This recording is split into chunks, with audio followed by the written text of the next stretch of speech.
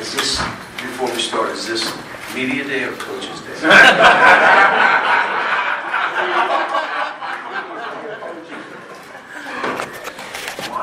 Have at it. All right, guys, raise your hand. Mic to you. Anybody? Start here, John. Cal, any concerns about Kelvin's ankle lingering, or what's the status? No, he's full to go today. Wow.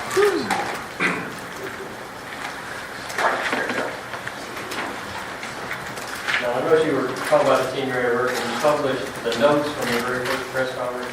Why do you hang on to those? Do you hang on to all kinds of stuff? I do hang on to it. I probably anywhere that I've ever had to speak, I have it. I put it together, and there are more notes than I don't read. I just bullet points. And so I was cleaning my desk off, and I was going to throw a tablet out, and I lifted it, and I had stuck it under there. I don't have any idea when I did it or why. So I pulled it out and looked at it and smiled, and I sent a picture of it to TJ and Eric, and just said, how about my notes from the first press conference? And can't remember all of it, but I do know that what was on there I talked about. And it's the reason I kind of liked that we sent it out was it's kind of stuck true to what we talked about. You know, the culture that we were trying to develop, and making it about the players first, and competing for championships, and holding players accountable, and all the things that we talked about there is kind of how we've pieced this together. Yeah, we're going to the right side of the room. Could you tell us about how the Bahama trip helped the players to develop and how it benefits them? Well, the Bahamas, I think we should be able to do something like football does in spring football. And again, I've been saying it for a number of years. Why don't we own the first 2 weeks of August, college basketball? Maybe you want to practice and bring foreign teams to you. So you don't have to travel. Bring them here. They can be televised or not televised. You could practice and not play anybody. It doesn't cost you anything. There's no cost to it. And if you choose to travel, maybe it's every other year you can take your team and go somewhere. And the main reason is it's good for the kids. All the college basketball, it would be good for the kids. If we make rules that are based on that premise, is this good or bad for these players, the kids? You're not going to make many mistakes when you say it's good for them. For this basketball team, a lot of anxiety was wiped out. So now they can be more comfortable going into what they were about to face. Because we can all say what we want to when they're 17 and 18 years old, and they have a swagger, but it's a swagger that the minute the raindrop hits their shoulder, they're 17, 18 years old.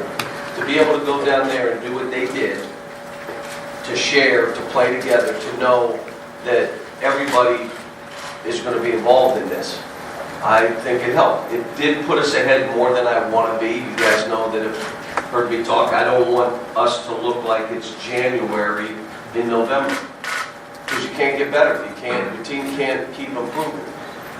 What we've tried to do here every year is play our best basketball in March. If you look and say, wow, by the end of the year, that's when they're playing their best. Well, if you're playing like this in November, how in the world are you going to get better? And if it is, it's going to be just a little bit. But the anxiety, putting the team together, having a spirit about them, having an ability to say, I get it, I know where you're trying to take this now, it was all really good. We'll stay here on the right side of the room. Cal, the non-conference is loaded. Also, the SEC schedule, it's going to be tough. Is this the, from top to bottom, toughest you've seen the SEC since you've been here? Oh yeah. Somebody went up to watch Vanderbilt, and one of the pro scouts hit back and just said, they're good. They're good. They're better than we thought they would be. They're good. So you start talking Vanderbilt, we play them twice. You know Florida twice. You know Tennessee twice. You know whoever the best teams are, we're playing twice. Let me just put it that way. And so I'm happy for the league. Makes it tougher for us. Every game we play, every road game we play will be hard to win. Doesn't matter how good you are. It's going to be a ridiculously hard game. So last year, how many teams did we get in last year? And if you remember me talking about that for the 5 years, and now it becomes keep getting teams in and keep advancing those teams. Go to Tim, thank you. John, Roy Williams caught a fair amount of flack for saying he was dumbfounded by the allegations and the testimony in the trial in New York. Can a coach at your level, with your experience, be surprised by anything that's coming out of it? Tim, I've been going like crazy. As you guys know, I got in last night about 3:30 in the morning, so I haven't followed all the stuff. It is a black eye. It's not good for basketball. I hope the decisions we're making out of this are all based on what's best for the kids, not to change just for change's sake. But I do think it brought the outliers in, that this has brought light to, like, this can't be done. Other than that, I'm really, literally not, I don't know what's been said. I'm like in, and I just got in a little while ago. You won't believe this. I didn't come in at 8 o'clock this morning since I got in around 3:34. This thing that we're all doing, hopefully it brings about bringing this stuff together. Let's just not make decisions that aren't good for these kids and our evaluation of them or whatever else that may be. Okay. Cal, you said the Bahamas trip got you guys maybe farther ahead than what you want to be at this particular time. Can you slow growth of the team down? And do you have markers throughout the course of the year of where you want to see them at? Well, we haven't started scrimmaging yet, and I thought this would be a scrimmage team, but I didn't want to start down that road yet. So we haven't done anything with zone, offense or defense, very little. And we're going to have to, because I think the first 4 or 5 games you're going to have teams playing us a majority zone. And the other side of this is the pressing. This should be a pressing team, and we haven't really done that yet. So I've zeroed in on 4 or 5 things where I'm trying to create habits of individual players and then habits of our pace of game. So that's what I've zeroed in on. In other words, we're flying, but you don't play real fast. You're still in control. You're having poise. And what does that mean, and what does it look like? So that's what we're trying to do right now, and not get ahead to where we're a full-blown. I think we did a walkthrough before the first combine, and I said, let's take it out of the baseline. What did we do in the Bahamas? I don't even remember. They did. What did we do on the sideline? They went and got it. It's the first time we even talked about sideline and baseline. Haven't talked about press attack. So I'm not slowing down like not working, but I'm slowing down what I'm giving them to master right now. And let's master this individually. And it's good because we have still young kids that we're going to be relying on. So Jerry, John, Daryl, you guys just pass the mic up when you're done, please. John, opening with Duke is an unusual opening game. How does that impact preparation and the whole thing? You would know I'm not, we agreed to do it, but it's just a hard game. And it's a hard game for Duke, too. They've got young guys. It's just a hard game out of the gate, playing a program that has really good players and is really well coached and is not intimidated by the scenery. And that's who we play right out of the gate. But it also, it wakes you up early in the morning. You've got to, you just know that let's not get too far ahead. And at this point, I can't tell you exactly what we'll have in. We won't have everything in. It's going to be November, whatever. But we're going to have enough to try to say this is how we'll play this game. And hopefully we have enough in that we can compete with that team playing with what we have in. John, there are reports out there that you're really, really enamored with this particular team. First of all, can you confirm those reports? And secondly, if so, what do you attribute the energy and enthusiasm on your part to? this, people that, the guys that did the combine, the NBA crew that came in, all those coaches, they looked and said, it looks as though Cal's really enjoying coaching this group. Well, when you don't have to coach effort, when you don't have to coach the enthusiasm, the passion you have to play with, when you don't have to coach a competitive spirit, fight, go, come on, dive on that. I don't have to coach that with this team. So now you know what you're coaching? Basketball. So now you coach basketball, and I love coaching basketball. That other stuff is like having to take the guy to the dentist, open your mouth, take the needle.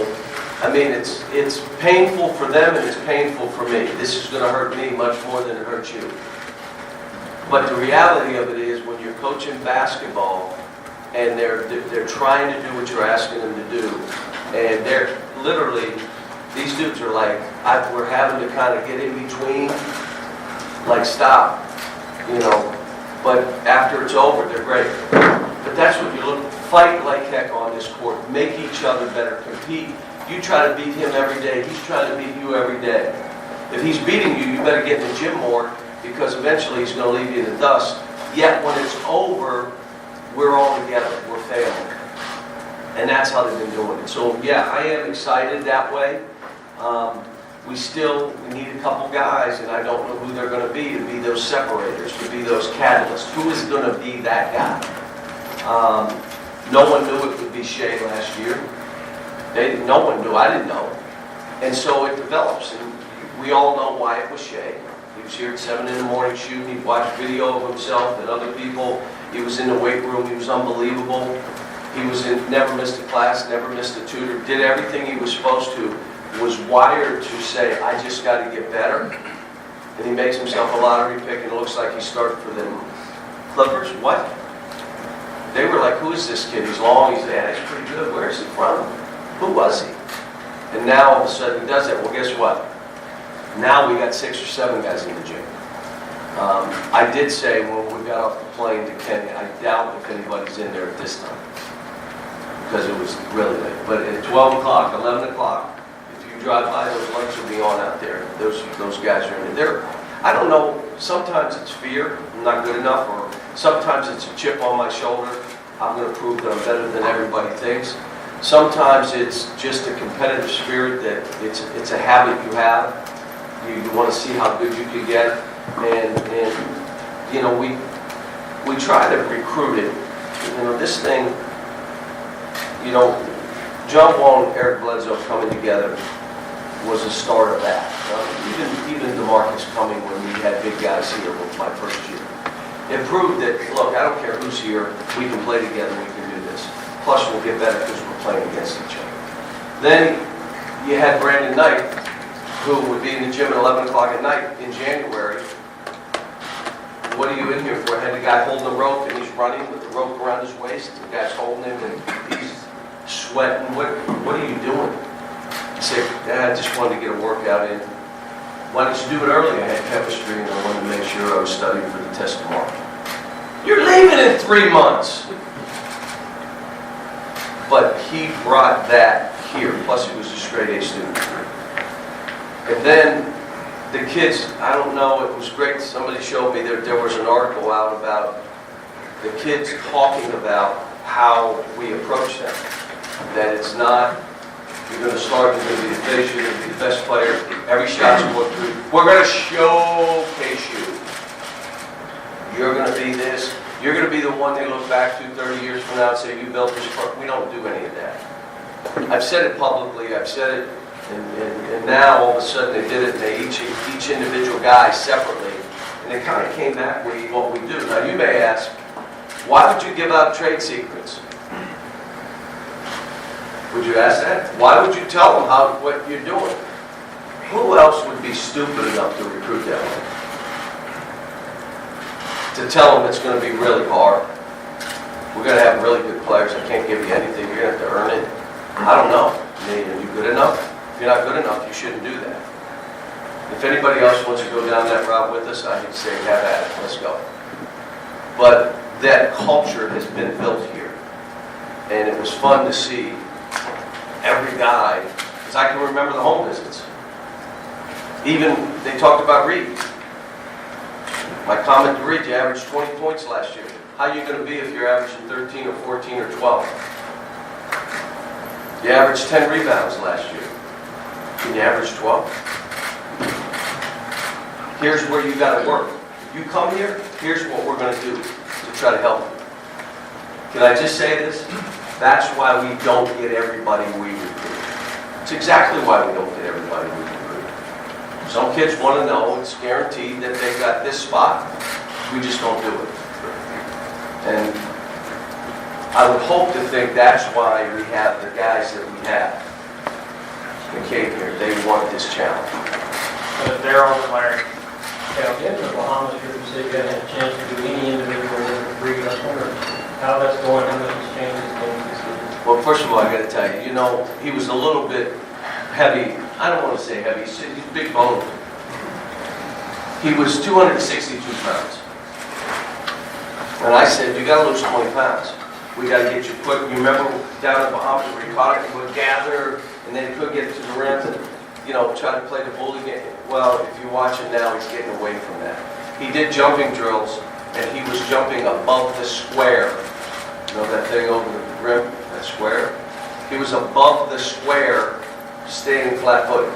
And everybody's like, what? Who is this? Well, I asked him, what's your weight? He said, 245.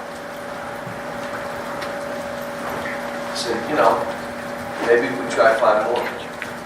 Take off 5 more. And he kind of looked at me and I said, what's your body fat? He said 5.4. Geez, you have to take out a ticket, I guess. So,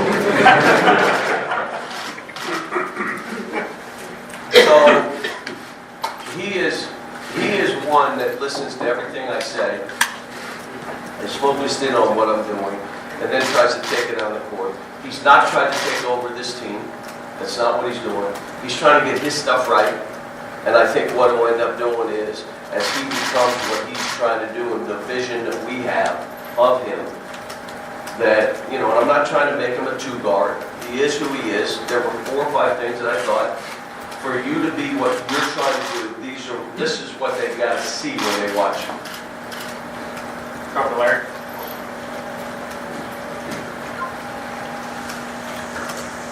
I think to follow up like that question, but I'll try. So, Mine is very high right now. I've been trying that. This late night traveling and eating is a problem. But can you guys just take me from here up? two quick things. One, I'm very flawed and I'm a sinner. Have I said that before? Just so in case you didn't know. two quick things. One, how much have you enjoyed the football season to this point? Oh, it's been great.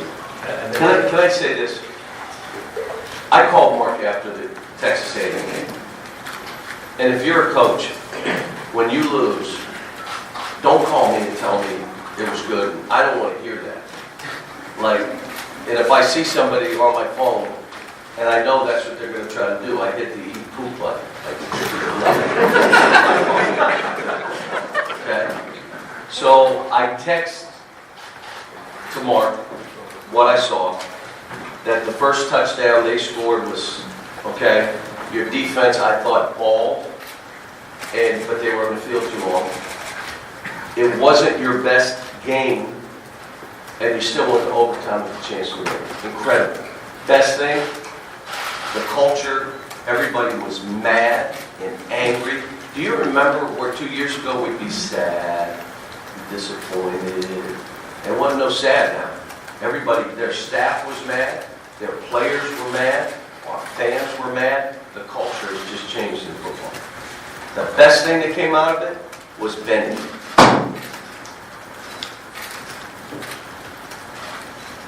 In basketball, we call it touches. He didn't get a whole lot of touches. And he is like a Heisman candidate. Now, the game ends, they lose. The last play was, okay. And Benny, I can't imagine what he did in the locker room.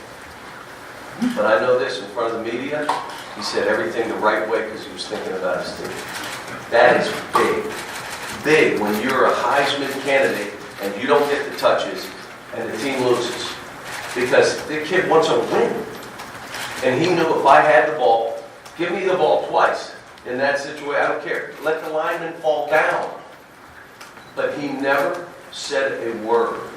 And I told Mark that. I said, you guys are in a great place, man. What you've done. And I said, keep reminding everybody it's taken you 6 years. That wasn't a 2-year turnover. It's been 6 years. Now, what should we make of some of the numbers that Jamal had in combat? Kind of jumped out and kind of said, where he went to that trouble with the trans. Who is Jamal. Jamal Baker you're talking about? The year off has affected him some. Some of it confidence, some of it the competitive spirit. The year off has hurt him, but he's making strides and he's getting better. He's getting better. So, Come all the way back to the right side of the room. That's a question we're going to hear from Olathe. What do you do when you're given sass by the players? when I'm giving what? Sass. Sass? What is sass? Like attitude. Oh. Attitude. Very good question. What's your name? Elijah. Okay, listen, let me say what we're doing now. Because I have a team that talks. I want a team to talk. Like, the biggest issue we have, they don't talk enough. The problem is when they talk at the other team, that's a problem. That's an attitude. So, we have a couple guys that start competing and then they start jawing at each other. They start sassing, as you would say. So now we have attitude points. So if they're competing and the score is 12-9, and Kelvin scores and then starts the chest bump and does, boom, attitude point, the other team. Now it's 13-10, and we keep playing. So we have attitude points this year. My job is every year to try, what is this team, what do they need from me? So to get them, I want them to talk to each other. I just don't want them to talk to the opponent. Leave them alone. Very good question. I gave up trade secrets, so. Go back to Michael, back on the right. This is University of Kentucky basketball media days. You're talking about football, is that right? Can you imagine that? I have to, funny story, you know I get coffee with, I got my little group of guys, we get coffee. You can't believe the problems of the world we solve, okay? So I said, who do we play on November 9th? And I'm thinking, I want my schedule, basketball. He gives me the football game. He gives me the football schedule for it. Like, we're football, you know, like, you just think 3 years ago it would have been easy. He would have given me who we play in basketball. But it's great. I'm happy for their staff and Mark, but I'm really happy for the guys that came back. I mean, Josh is one of the best linebackers in all of college football.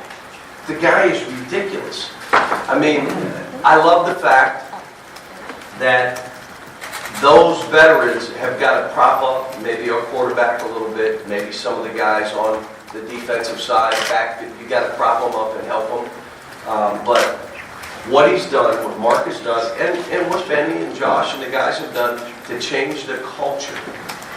And players ride the culture. It's not like you say this is what it is and then they do what they want. They've got to ride it, which means we're going to compete and fight like heck, but we're sticking together. Do you think on this team you're going to have multiple leaders? And how do you compare this year's team to last year's team? Well, if this team becomes empowered and it becomes their team, then this becomes scary. But they've got to be empowered. To be empowered, they've got to have more than one leader. And those leaders have to understand if you lead your servant leadership, you're going to be about everybody else. We need someone who's going to bring us all together and pick everybody up, hold people accountable. Are you willing to hold somebody accountable who's not doing right in this room? If you're not ready to be empowered. But we're trying to play in a way that more random in what we're doing, that it goes to them. And, you know, normally, last year's team, I'm not sure we ever became empowered.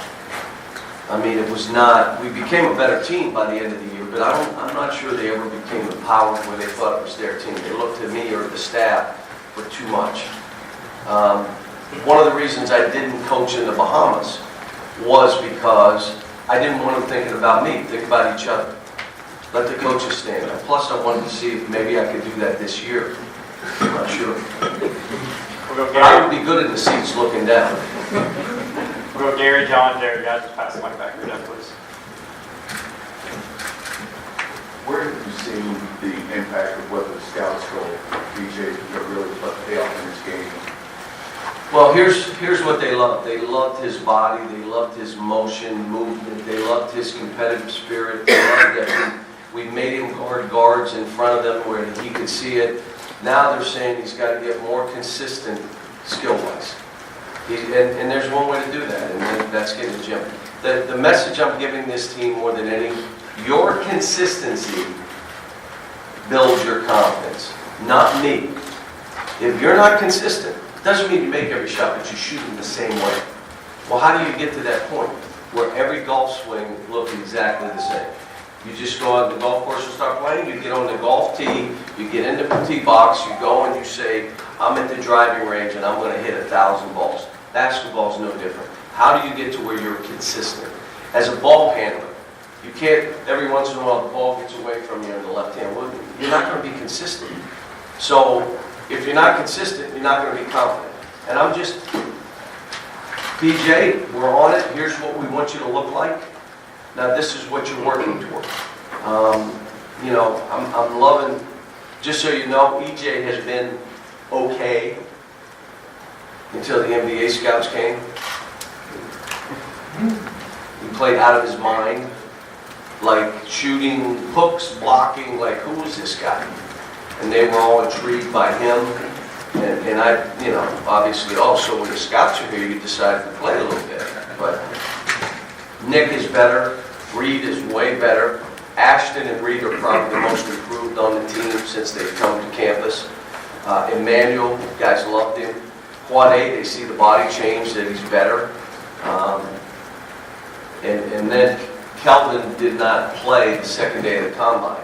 And I announced to the coaches that I'm giving him today off. He wants to play. But we have Tuesday and Wednesday off, so I have 3 days. So I'm giving him off today. But it gives you a chance to evaluate Brad, so that's good. Go ahead, John. John, you've been a little hit or miss when it comes to trying to predict how good your team will be defensively. I remember a few years ago with the BAM team and the Deeren team, the league. You had Bam last night, had 26, 12, 6, and he did it against Anthony Davis and Julius Schmidt, because I hit him last night as we landed. He hit me this morning, and I said, who'd you do it against? He said, AD and Julius, just to make sure I knew. But anyway, what were you saying? How good is this team going to be defensively, and I guess why should we believe you this year? What did I say? What did I say? I don't remember what I said to you guys ever. So what was that? I said last year we... A couple of years ago with the Malik and Bam and Deeren team, you said they would be great, and they were okay.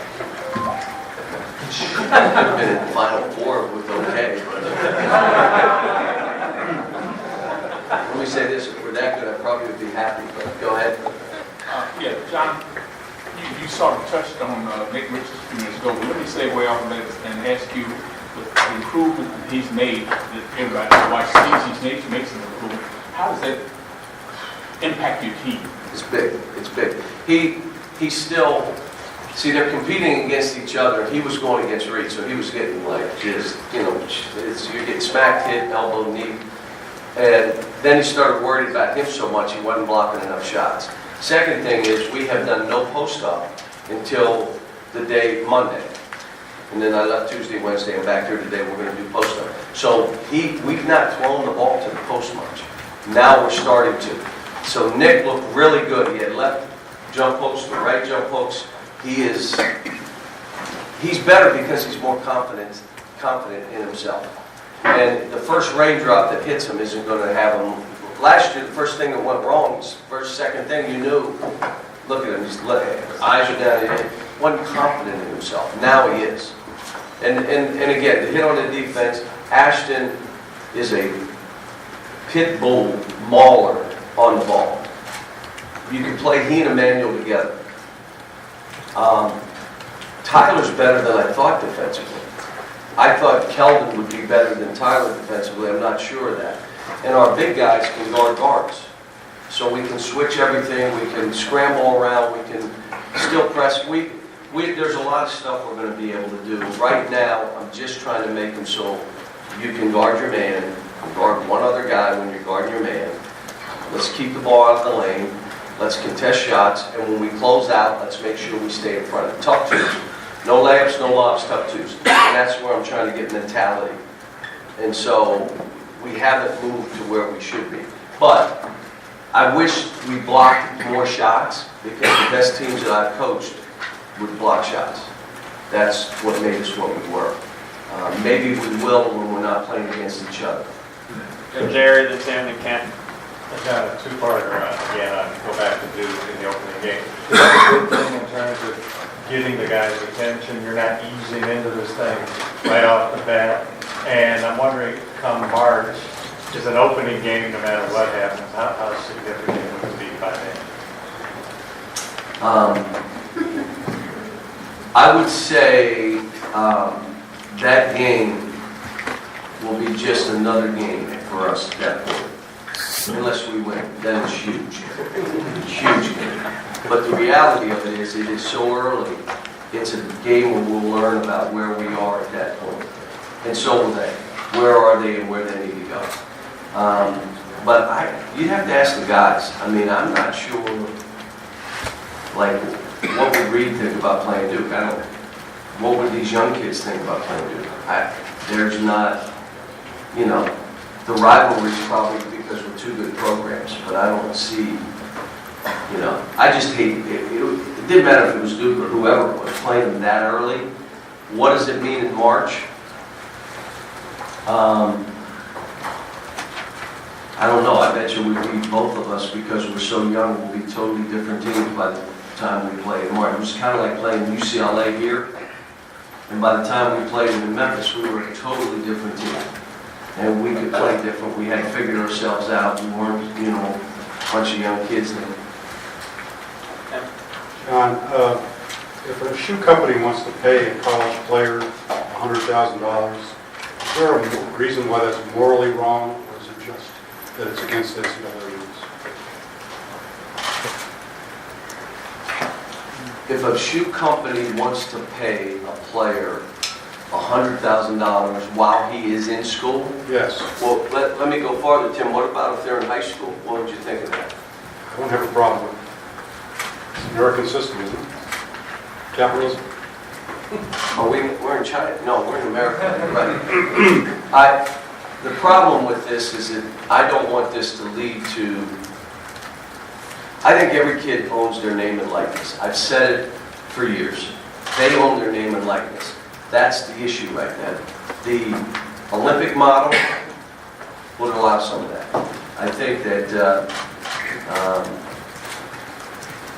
they've had kids in commercials, high school kids. I don't know if they got money. I don't know. But I think there's things that we should think about again and touch on, and how do we want to do this? What do we want this to look like? We have 350 programs that we're saying, okay, we're all the same, and no one should have an advantage. Well, we're at Kentucky. They have a media day. Don't think they have a room like this. We have an advantage, and there's never going to be a level playing field. So forget about level playing field. What do we do for these kids, and how do we make it right for them and their families? I don't have the answer. Your question, if I hadn't gotten in at 3:30, I'd probably be sharper right now to give you something better than I just did. But, you know, every decision, even the Rights Commission, what does this do to the kids? What's the unintended consequence to this, to the kids?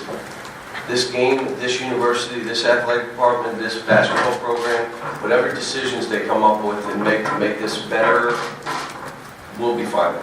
You know, I think it all comes back to that. Just how do we make this better? I'll say this. I think players should be able to go right to the NBA. But I have an issue. This has opened up a chance for them to say every kid should be in the G League. I get absolutely mad angry when someone said none of these kids belong on a college campus. I don't like the overtones of that, and I've had 5 straight A students come to this program. So it's not true. Well, these kids don't want to be in college. Can I whisper something to you? I didn't want to go to college. I was made to go to college by my parents, who said, you and your sisters will have a college education, because that's the only way to get a better life. You're going, so don't even start. And then the grades, listen, quit messing around. I'm no different than they were. But do we really want to have all these kids think that as 9th and 10th graders, how old are they then? 9th and 10th graders? 14? They're ready to make a decision whether they should be academically sound or I'm going directly to the NBA. What decision are they going to make? Well, their families, well, stop now. What are we talking about? And who are we talking about? We just had the highest graduation rate of basketball players in the history of our sport. We had the highest graduation rate of African American players in the history of our sport. Just did it. So now we're going to say all those kids are going directly to the NBA, they're going to the G League, they're not going to be paid much, they're going to have 2 years to prove they should do it, and if not, they're roadkill. 92% will be roadkill. I may be wrong, it may be 93.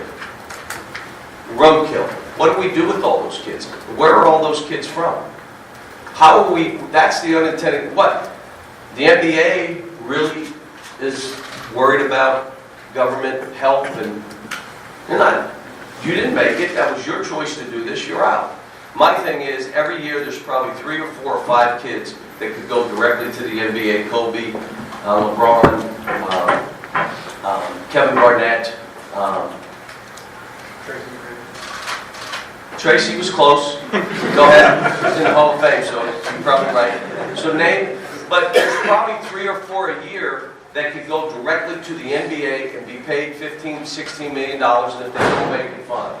But the G League paying, where you leave the G League in 2 years and you have maybe a little bit of money, $20,000 to go the rest of your life without an education, we give out lifetime education here. If they leave after a year or 2, they can come back and finish up. So my thing is, how do we get information to the kids that should go to the NBA to go? Probably through the Players Association. So they should have a combine for juniors and sophomores, and you are the kids that look like you're going to be going. The rest of you need to go to college. You ready for this? And if they go to college and they grow 6 inches in a year, let them go to the NBA after a year. Well, we don't want that because it's not good for the game. Is it good for the kids? If we do right by the kids, we will all be fine. If we're all worried about the game and how I'm doing this, and so I think they should go, but I think we should give them the information to go. There should be kids, if some kids want to go to the G League or go to Europe, I just haven't seen many make it. If they're trying to create a new model where all the high school kids, the top 100, go to the G League. And then you look, and of that 100, 2 or 3 will make it. But when they're sophomores and juniors, how many in 9th grade, how many of those kids will say, I'm not doing this math because I'm going directly to the NBA? Do we really want to go down that road? Who is going to take care of those kids? Where are those kids from? What's the overtones we're throwing out there? Where we don't care, I don't want them on my college campus, they don't belong here, let them do what they want, and this is America, they should be fine, their parents should have told them the right thing, and that's not on me. Next thing, and I keep walking, I'm in that tower, looking down on everybody. Now, why did you guys get me started on that? Because I didn't want to go that route. The question was about shoe company. What?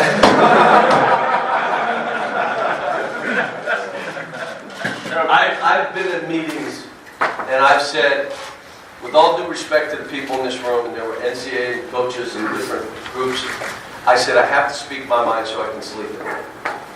And I went through it. And I spoke my mind, and I said, now you know how I feel. And I also said, if I don't agree with stuff, I will say it, that I'm against it. But I'll be public. I'm not going to be anonymous. You'll know that it was me saying it. It won't be an anonymous guy saying this.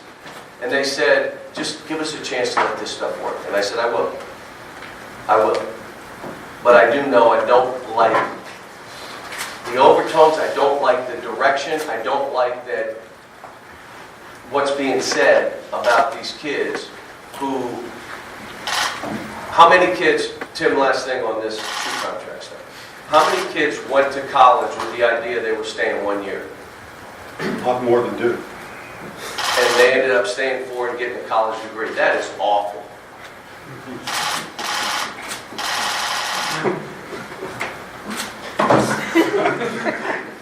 Don't ask me. They don't call me and say, Ken, what do you think? John, he's gone around and spoken to a few teams. Who has? Would you consider having Who has? Rick Pitino to come in and speak to your team? And are you a scheduled guest on his upcoming podcast? I'm not a scheduled guest. I've talked to him once. I may have talked to him twice, but I've texted him occasionally just to. But if he asked me, I would probably do it because he did my podcast. So yeah, I would. Probably wouldn't have him come talk to the team based on it would be it would put North Korea on the back burner. Let me just say that.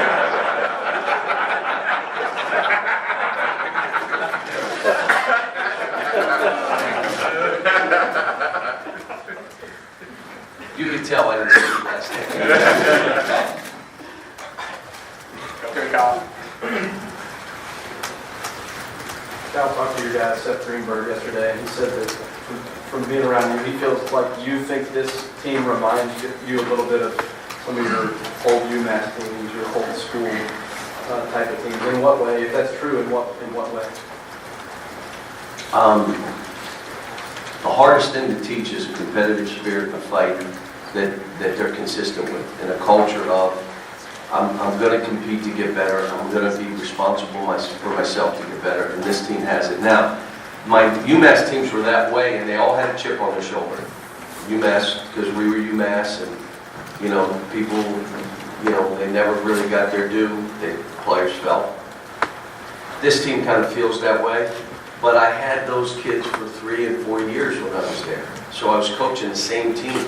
I coached one team for 4 years, I coached another team for 4 years, and then the last team, I coached those guys for 3 years. That's basically where I was with the UMass stuff. So, but they're tough, hard-nosed, guys, and we got a lot of guys that, that were rated high, but they think they're better than so-and-so, and why they say I'm not as good as him, and, I think that's what he was saying. Last question in the back here. Could you discuss this team's depth and the luxury that provides? The what? This team's depth. What did he say? Their depth. Oh, the depth. Are you Yeah, from the Eastern luxury. Kentucky? I am. I'm going to write the accent just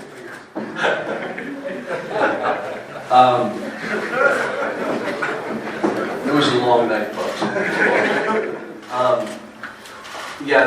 The depth. Here's what's great here.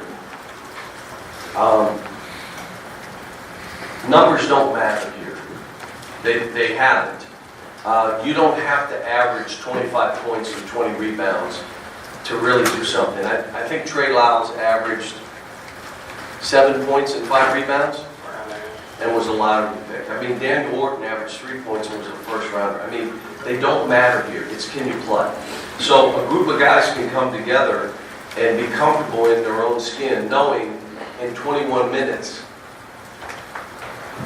Carl Anthony Towns used to be the #1 pick in the draft in 21 minutes. Devin Booker, you can come off the bench and be a lottery pick and score 70 points in a pro game up in Boston and call me after and say, Coach, did you see that 70 I got? And then text when it was his night for senior night, say, Coach, would you start me on senior night, you think, if I had stayed? Because I didn't start. In other words, he's kind of poking me. Like, do you know you didn't start me? But you can do all that here, which means you can get depth, and the depth can be really good players. And they can play off of one another and, compete for time.